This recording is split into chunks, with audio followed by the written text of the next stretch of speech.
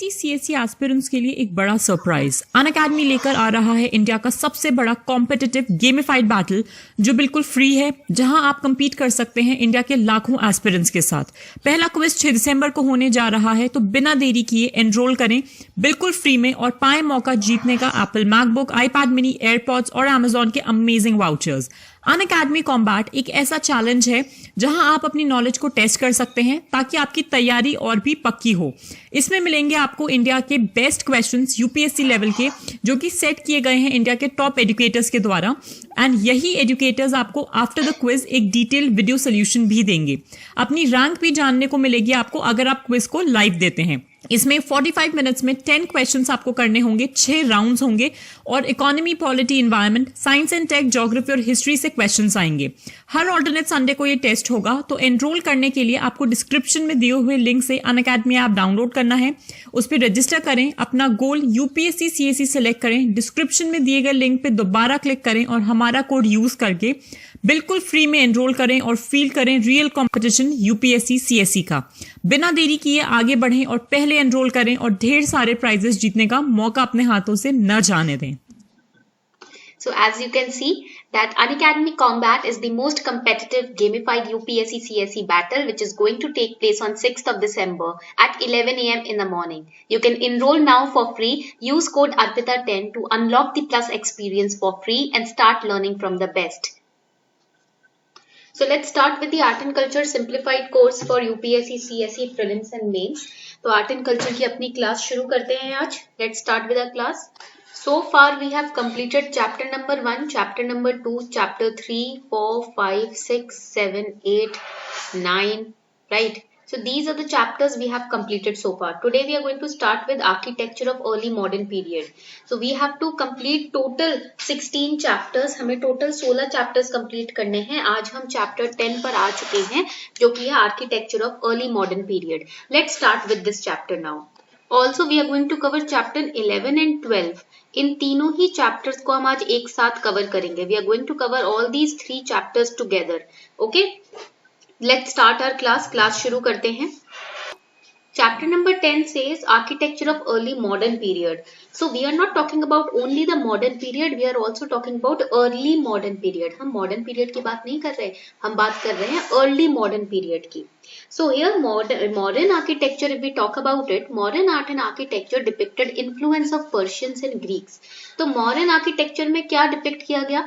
Because there were Persians and Greeks who used to sit in the court of modern emperors. आप सभी को पता है कि modern emperors के court में Persians भी बैठा करते थे, Greeks भी बैठा करते थे, right? So that is why the influence of their culture and tradition can also be seen in the modern art and architecture. And during the time period of Ashoka, many monolithic stone pillars, monolithic means which are carved out of one single stone. Mono means one, mono का मतलब होता है one, and lithic means the rock or you can say the stone.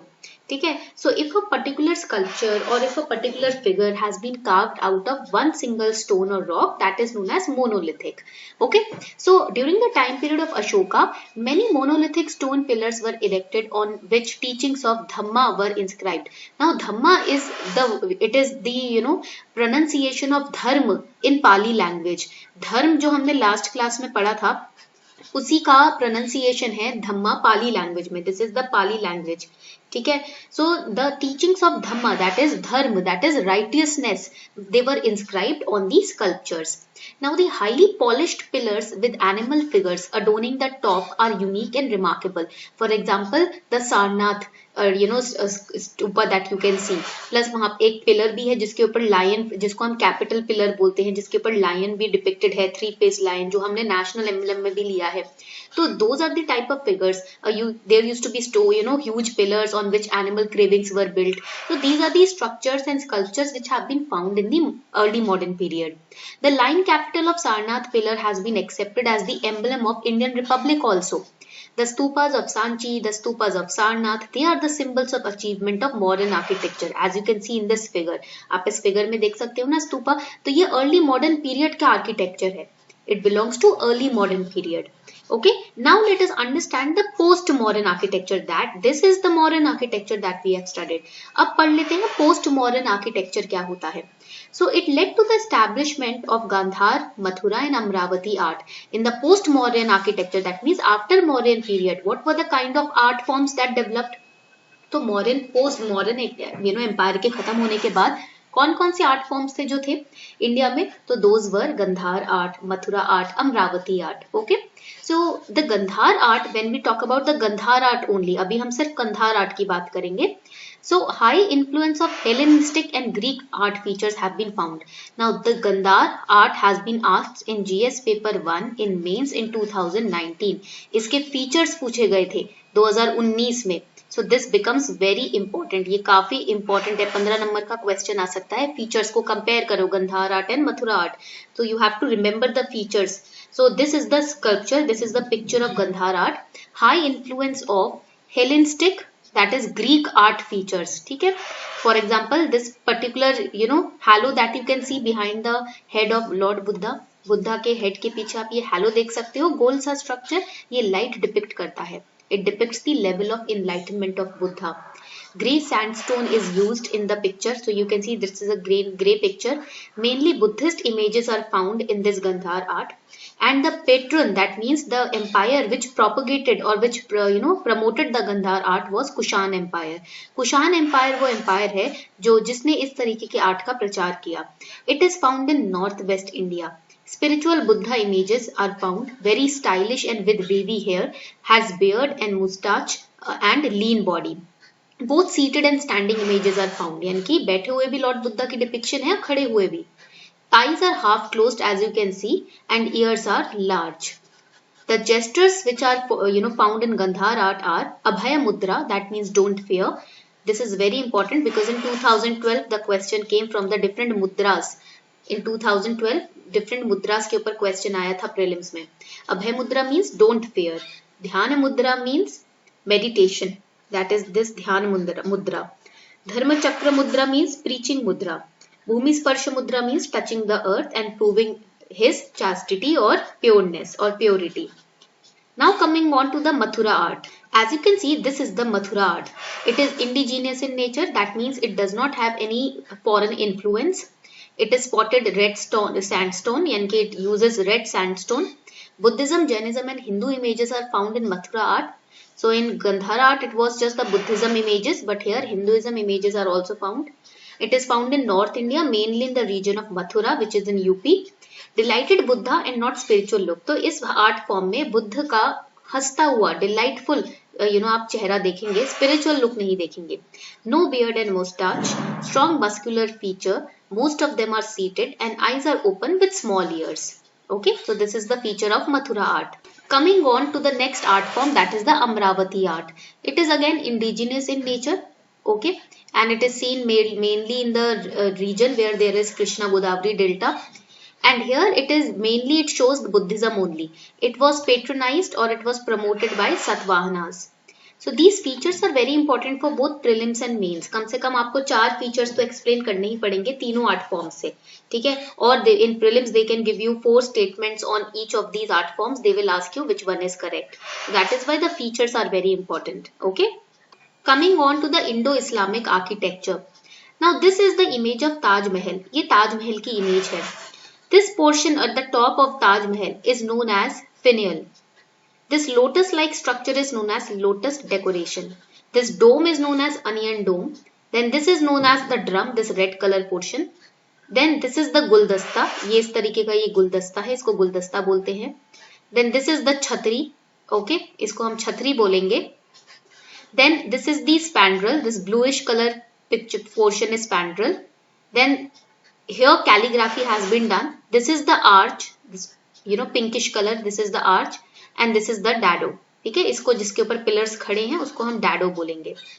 So these are the different features or the different aspects of the Indo-Islamic architecture. The designing in the Indo-Islamic architecture during the Mughal period was done on plaster through incision. The designs were either left plain or covered with colors. Motifs were also painted or they were carved in stone. and motifs means when on a stone slab the picture of flowers is drawn. Okay, popular colors that they used to use were blue, turquoise, green and yellow. Okay तो ये features हैं आपके, और जाली work तो बहुत ही prominent था. This jali work was very prominent in Indo Islamic architecture. Coming on to the new classical और the new classical architecture. So as you can see over here, this is the Anglo-Indian architecture. When the Britishers and the foreigners came to India, they also brought with them their own features of architecture, and it got merged with the Indian architectural style. So you can see that in the foreigners architectural style or the modern architectural style or the Roman style of architecture used by the Britishers, they used to use the geometrical structures in building any a building or any place. कोई भी building या कोई भी जगह बनानी होती थी तो ज्योमेट्रिकल स्ट्रक्चर्स यूज किया करते थे. As you can see over here we have rectangle, then triangle, right. So its characteristics included construction of geometrical structures fronted with lofty pillars. It was derived from a style that was originally typical of buildings which were found in ancient Rome. So the British imagined that a style that embodied the grandeur of imperial Rome could now be made to express glory of imperial India. So they brought and copied the architectural style of Rome into India. And that is how we got the Greco-Roman architecture. ये आप देख सकते हो, ये Greco-Roman architecture है जो आप Connaught Place में दिल्ली में देखोगे. Right, in Connaught Place in Delhi, you can see this style of architecture. It made innovative use of covered arcades at ground level to shield the shopper and pedestrian from the fierce sun and the rain of Bombay. In Mumbai also you can see this type of architectural style. Even in Bengal you can see this type of architectural style. Then another type of architecture was Neo-Gothic. It is characterized by high-pitched roofs, pointed arcs and detailed decoration. Gothic style had its roots in buildings, especially churches built in northern Europe during the medieval period. So you can see this Gothic style of architecture even in Bengal and Goa. अब गोवा में भी इस style का architecture देख सकते हो आज के time पर, right? So these were the 3 chapters that we have covered so far, chapter 10 to chapter 12. Now next chapter we will start on Indian paintings. Next chapter हम start करेंगे अपनी Indian paintings के ऊपर, and we will solve some questions also. ठीक है? So this was all for today. I hope you enjoyed the session. Also do not miss to participate in the Unacademy Combat, which is going to be held on 6th of December 11 AM in the morning. You can use code ARPITA10 to unlock the Plus experience for free on your Unacademy learning app. Thank you.